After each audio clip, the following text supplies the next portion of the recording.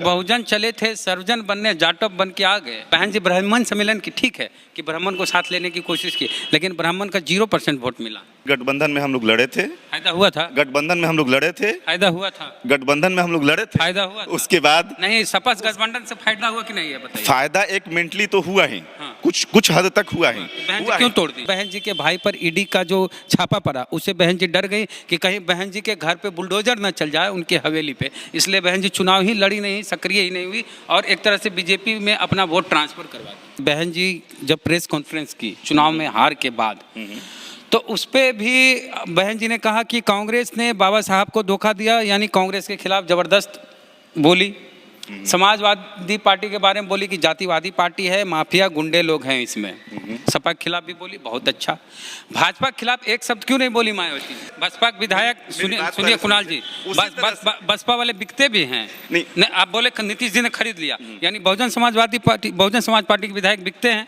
बिकने की बात आप अभी बोले बिकते नहीं, बिकने की बात। नीतीश कुमार खरीद, एक सीट जीता था बसपा का, उसको माननीय नीतीश कुमार जी ने खरीदने का काम किया और कैबिनेट मिनिस्टर बना दिया। नीतीश हो चाहे लालू हो, इनके नियत में ये नहीं है कि बहुजन समाज पार्टी या दलित की पार्टी यहाँ पे जिंदा रहे, यहाँ पे सर भी उठाए। बसपा के विधायक को हरवा दिया, आरजेडी ने हरवा दिया। आरजेडी की सरकार तो है नहीं। बहुजन समाज पार्टी के द्वारा आखिरी बार आंदोलन किया गया था आज से करीब 6 साल पहले, जब बहन जी के खिलाफ दया शंकर जो है भारतीय जनता पार्टी के नेता थे, दया शंकर, उन्होंने बहन जी के पर अभद्र टिप्पणी की, जिसका विरोध सबने किया, बहुजन समाज के हर एक व्यक्ति ने किया और उसी के बाद पूरा बहुजन समाज पार्टी सड़क पे उतर गया था। यानी बहन जी का अपमान होगा तो सड़क पे उतरेंगे बहुजन समाज पार्टी के लोग, और बहन जी के खिलाफ कोई टिप्पणी करेगा तो सड़क पे बसपा उतरेगी। लेकिन अगर दलितों के साथ अत्याचार हुआ, दलित के साथ कोई अन्याय हुआ, उसके अधिकार छीने गए, तब बहुजन समाज पार्टी सड़क पर नहीं उतरेगी। यानी पार्टी से बड़ी बहन जी का जो इतिहास रहा है उसको हम भी सलाम करते हैं कि जिस समय महिला दलित समाज की सड़क पे नहीं निकलती थी, बहन जी गांव-गांव गई हैं, साइकिल चलाई है, आंदोलन की है और इस तरह से संघर्ष किए, वो उस संघर्ष को सलाम, हम आज भी उस संघर्ष को सैल्यूट करते हैं। लेकिन अब जो आइसोलेशन में बहन जी चली गई 2012 के बाद, जब मुख्यमंत्री पद से हटी, उसके बाद जो आइसोलेशन में गई, उसके बाद अभी तक वो वही आइसोलेशन में है। भले हम लोग कोरोना चलते, बेबी कुमारी मौर्य जाटव जो कि उत्तराखंड की राज्यपाल हुआ करती थी, उनको भाजपा के द्वारा बोला गया कि आप राज्यपाल पद से इस्तीफा दीजिए, आगरा ग्रामीण से चुनाव लड़िए विधायक का। अब कोई भी राज्यपाल हो किसी भी प्रदेश की, उसको कहा जाएगा कि आप राज्यपाल पद से इस्तीफा दीजिए, विधायक बनिए। कि मजाक जैसा नहीं लग रहा है? जब बीएसपी में थे जनक राम, तो जैसे आप बात कर रहे हैं उसी तरह बात करते थे बहन जी के बारे में भी, मिशन के बारे में, बाबा साहब के बारे में। लेकिन भाजपा में चल के देखिए, सुर बदल गए, कल को आप भी भाजपा में जाएंगे, सुर बदल जाएंगे आपके। देखिए भरोसा कैसे करें आप पे? बसपा बिहार में भी वही हाल हो गया, जो वही हाल यूपी में भी। तो फिर यूपी में कांसीराम जी इतना आंदोलन किए, कैडर बनाए, मेहनत किए, सब खत्म हो गया। यूपी का बिहार बदला लेगा। हम हैं अभी बिहार के बहुजन समाज पार्टी के प्रदेश कार्यालय में पटना में, और हमारे साथ हैं कुणाल विवेक जी, बहुजन समाज पार्टी के बिहार के प्रदेश अध्यक्ष। अब उत्तर प्रदेश के चुनाव में बहुजन समाज पार्टी एक सीट जीती है, और वो भी कहा जा रहा है कि वो सीट बहुजन समाज पार्टी की वजह से नहीं जीती गई। उमा शंकर सिंह जो हैं वो अपने व्यक्तिगत छवि के कारण, व्यक्तिगत उपलब्धि है उनकी, इसलिए कहा जा रहा है कि बसपा ने एक भी सीट नहीं जीती, उमा शंकर अपनी बदौलत जीते हैं। और बिहार के चुनाव में भी बहुजन समाज पार्टी बिहार में एक ही सीट जीती थी, और वो भी सीट जीतने के बाद चल गए बसपा के विधायक जेडीयू में नीतीश कुमार जी के साथ। तो उत्तर प्रदेश में भी बीएसपी 0 कहिए या 1 कहिए, एक सीट जीतती है, बिहार में भी एक ही सीट जीत रही है, और जीत के जदयू में जा रहे हैं बसपा के जो विधायक थे, और मंत्री बन जा रहे हैं नीतीश कुमार के साथ। तो बसपा बिहार में भी वही हाल हो गया, जो वही हाल यूपी में भी। तो फिर यूपी में कांसीराम जी इतना आंदोलन किए, कैडर बनाए, मेहनत किए, सब खत्म हो गया।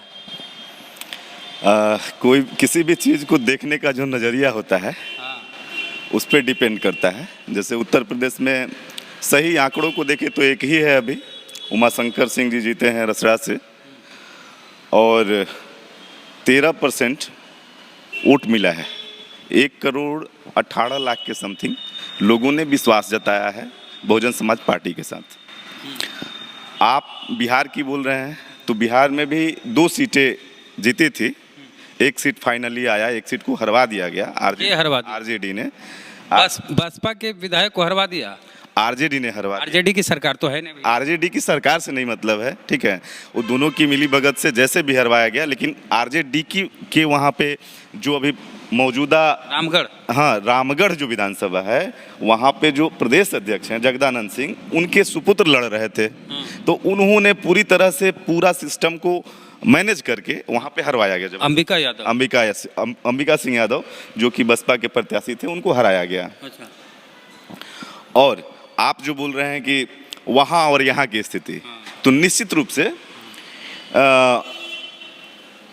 जो 1,18,00,000 लोगों ने जो विश्वास जताया है पार्टी के साथ, उसको आप अनदेखा नहीं कर सकते।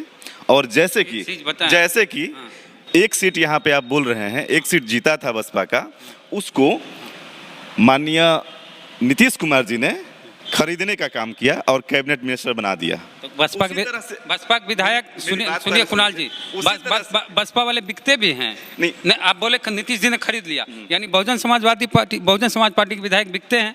बिकने की बात नहीं, आप अभी बोले बिकते नहीं, बिकने की बात नीतीश कुमार खरीद लिया। नहीं, सुनिए, खरीद लिए की बात नहीं है। जैसे कि नीतीश कुमार उसको तोड़ करके या खरीद करके या जैसे भी बना लिए, ठीक वैसे ही इनके नियत में ये नहीं है, नीतीश हो चाहे लालू हो, इनके नियत में ये नहीं है कि बहुजन समाज पार्टी या दलित की पार्टी यहाँ पे जिंदा रहे, यहाँ पे सर भी उठाए। ठीक उसी तरह से बहुजन समाज पार्टी जो कि आपका मुख्य धारा की पार्टी होती थी उत्तर प्रदेश में, उसको बड़ी ही अच्छे तरह से सत्ताधारी जो बीजेपी है और सपा, दोनों ने मिलकर के एक कथानक दिया लोगों के बीच। यहाँ पे कुणाल जी, एक आरोप जो आपका है सपा के ऊपर, समाजवादी पार्टी के द्वारा बसपा के साथ गठबंधन किया गया था, और 2014 में जो बहुजन समाज पार्टी 0 सीट लाई थी, सपा से गठबंधन के बाद 10 सीट आ गई। बिल्कुल, 10 सांसद बना लिए, बहन जी बनाई सपा के बदौलत, सपा के सहयोग से, और फिर सपा से अलग हो गए विधानसभा चुनाव में। देखिए ये किस क्या है कि एक ही विधायक, आप ये नहीं कहिए। आपको क्रमशः मैं बोल रहा हूँ, जो आप याद दिला रहे हैं, उस समय परसेंटेज देखिए, जो वोट बैंक है स्थिर है पार्टी का। उसके बाद जो 2019 का लोकसभा का आप बोल रहे हैं, निश्चित रूप से गठबंधन में हम लोग लड़े थे, फायदा हुआ था। गठबंधन में हम लोग लड़े थे, फायदा हुआ था। गठबंधन में हम लोग लड़े थे, फायदा हुआ था। उसके बाद नहीं, सपा गठबंधन से फायदा हुआ कि नहीं, ये बताइए। फायदा एक मेंटली तो हुआ ही, कुछ हद तक हुआ ही, क्यों तोड़ दी? लेकिन तोड़ने की बात नहीं है, बहन जी तोड़ी नहीं। बहन जी ने ये कहा था कि सपा को अपने वोट बैंक को, वोटर को, कैडर को और कैडराइज करने की जरूरत है, क्योंकि एक अफवाह आता है, एक बात आती है, उस पे उनका वोट बैंक उनका। बहन जी बोली थी यादवों ने हमें वोट नहीं दिया। नहीं, ये बात नहीं बोली थी, आप पहले पढ़ लीजिएगा, उसके बाद। बहन जी ने बोला कि सपा को ही यादव ने वोट नहीं दिया। तो जब बहन जी, आपको मैं बता दूं, इटावा मैनपुरी का जो चुनाव हुआ है, अभी तीसरा या चौथा फेज में हुआ है, वहां पे आप निकाल कर देख लीजिएगा, 59 सीटों में से 47 सीटें बीजेपी के खाते में गई है। अभी की बातें कर रहा हूं मैं, नहीं, मैं अभी की बातें कर रहा हूं। नहीं, जब बहन जी गठबंधन में थी समाजवादी पार्टी के साथ, तो बहन जी ने कहा था कि अखिलेश यादव की पार्टी को ही यादव ने वोट नहीं दिया, हमें कहां से दें। हाँ, कुछ सीटों पे जरूर हुआ था ऐसा, कुछ सीटों पे जरूर ऐसा हुआ था। अच्छा, आप आखिरी बार आंदोलन कब किए थे? आंदोलन, सड़क पे आंदोलन की छोड़िए, हम हमेशा सक्रिय रहते हैं। नहीं, सड़क पे चाहे आंदोलन अभी बलिया की जो घटना, एक लाखों लोग देखेंगे इसमें। एक जो अभी कुछ दिनों पहले, कुछ महीनों पहले जो बलिया में एक पासी समुदाय से ही थे, पासवान समुदाय से ही थे मुखिया, जिनके घर पे बुलडोजर चढ़ाया गया था, उसमें सबसे पहले कौन पार्टी पहुंची थी? कौन सबसे पहले जाकर के थाना में ज्ञापन दिया था? पता किए हैं कि हम लोग नहीं करते हैं?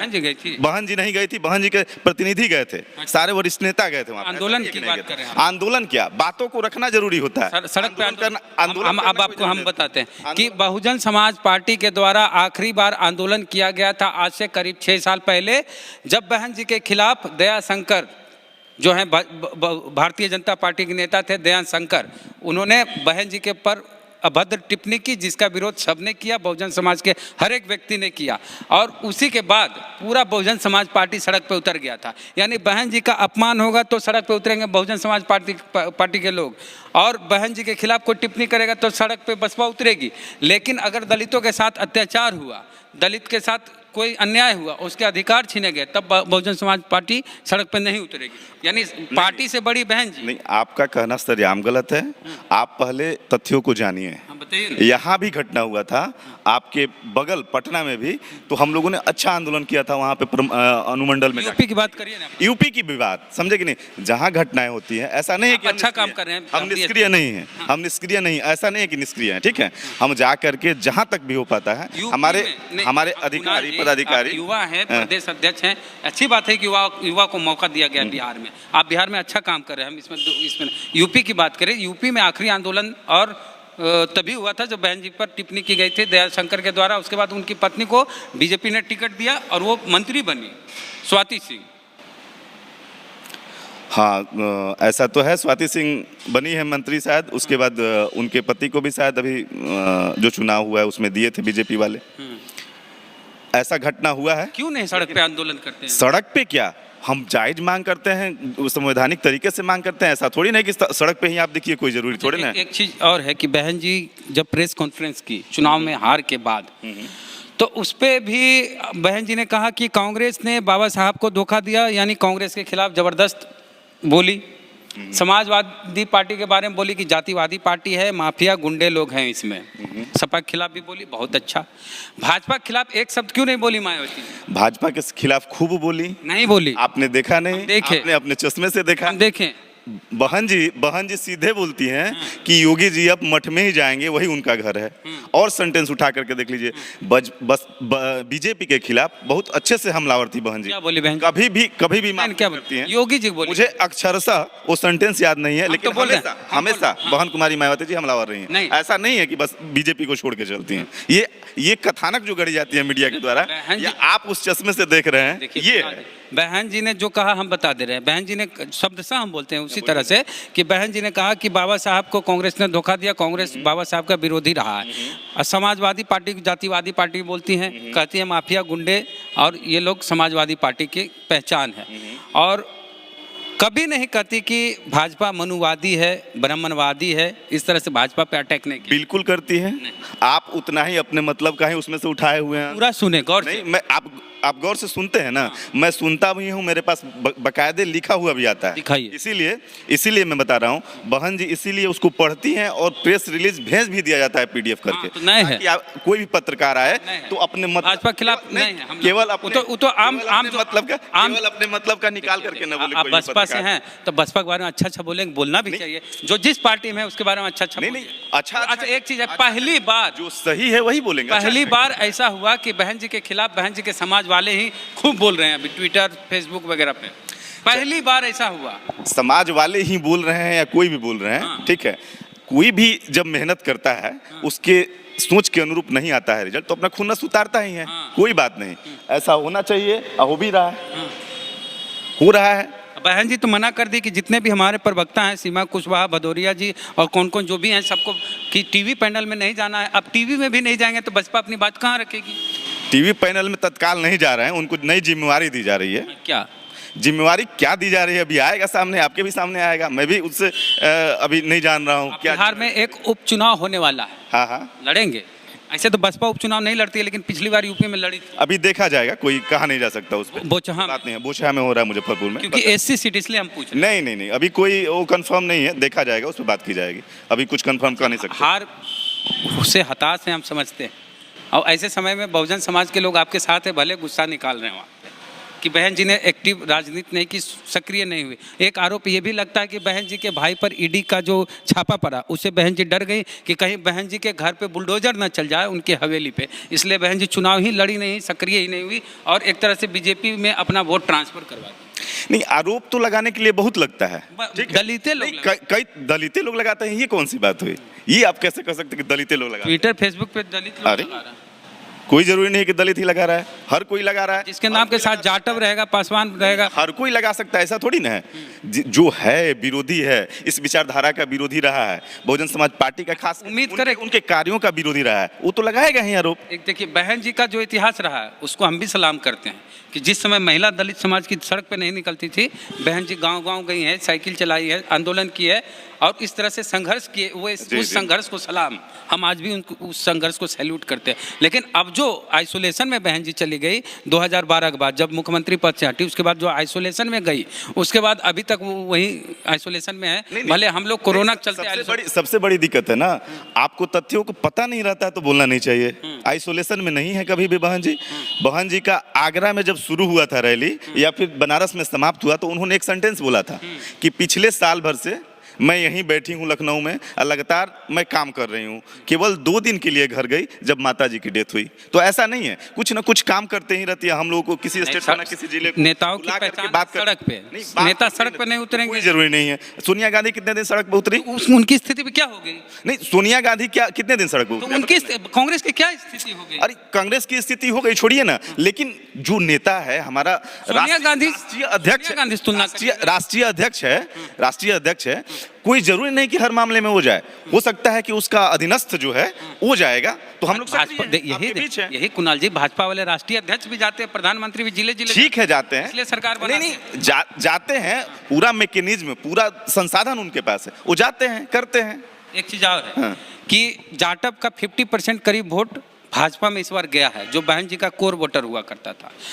अब भाजपा 100% जाटव वोट लेने के लिए बेबी कुमारी मौर्य जाटव, जो कि उत्तराखंड की राज्यपाल हुआ करती थी, उनको भाजपा के द्वारा बोला गया कि आप राज्यपाल पद से इस्तीफा दीजिए, आगरा ग्रामीण से चुनाव लड़िए विधायक का। अब कोई भी राज्यपाल हो किसी भी प्रदेश की, उसको कहा जाएगा कि आप राज्यपाल पद से इस्तीफा दीजिए, विधायक बनिए। कि मजाक जैसा नहीं लग रहा है? कोई राज्यपाल विधायक बनने के लिए इस्तीफा देगा? नहीं देगा। तो खबर है कि उनको डिप्टी सीएम बनाया जाएगा उत्तर प्रदेश से का। उसके बाद जाटव के जो वोट हैं वो 100% बीजेपी को जाएगा लोकसभा चुनाव में। अब बहन जी की स्थिति भी वही हो जाएगी बसपा की, जो 2014 में 0 हुआ था, हाथी वाला। आप जो कह रहे हैं कि राज्यपाल से इस्तीफा दिलवा करके उनको सदन में भेजा जा रहा है, तो आप तो बखूबी जानते हैं कि बीजेपी करना क्या चाह रही है, कर क्या रही है। संविधान से तो खिलवाड़ कर ही रही है, ये तो आप भी जान रहे हैं। और जो वहाँ पे ये घटना हुई है, जो आप उदाहरण दे रहे हैं, ये वाकई हुआ है, हो सकता है वैसा करे। लेकिन ये जो 50% जो बोल रहे हैं, इतना कुछ नहीं है आंकड़ा कि 50% कट करके जाटव बीजेपी में ही गया। नहीं बोल, अखबार में बीजेपी में गया है कि कहाँ गया है, कोई जरूरी नहीं कि इतना घटा ही है। इतना अगर घटा भी होता तो 1 करोड़ 18 लाख बीएसपी को नहीं आता। जाटव ही नहीं, दलित के बाद मैं बोल रहा हूँ, आपको बोल रहा हूँ, जो कथानक या जो मीडिया के द्वारा बाइपोलर बनाने की कोशिश की गई, ठीक है, अगर उसको फ्यूचर में, भविष्य में रणनीति के तहत बीएसपी कुछ सुधार, अमूलचूल परिवर्तन करके सामने आती है, तो ये कोई जरूरी नहीं है। ये जो कथानक गढ़े जा रहा है मीडिया के द्वारा, उसको हम लोग अच्छे से काउंटर करेंगे, फिर से स्थापित करेंगे, संगठन को मजबूत करेंगे, और 100% केवल जाटव वोट ही को, पूरा एससी वोट होगा, उसके साथ ही हम और समाज का भी हम जोड़ेंगे। अच्छा, क्योंकि बहन जी बोली कि हमारी जाति, हमारे समाज के लोग जो चट्टान की तरह हमारे साथ रहे, तो बहन जी अपने जात पे क्यों आ गई? बहन जी ने ये क्यों नहीं कहा? और या फिर बसपा की स्थिति ऐसी क्यों नहीं आई कि पूरा समस्त दलित, बहन जी एक बार कहती ना कि हमारे दलित समाज के वोट चट्टान की तरह हमारे साथ रहे, तो पूरा दलित समाज खुश होता। लेकिन बहन जी आ गई अपने जात पे, अपने समाज पे।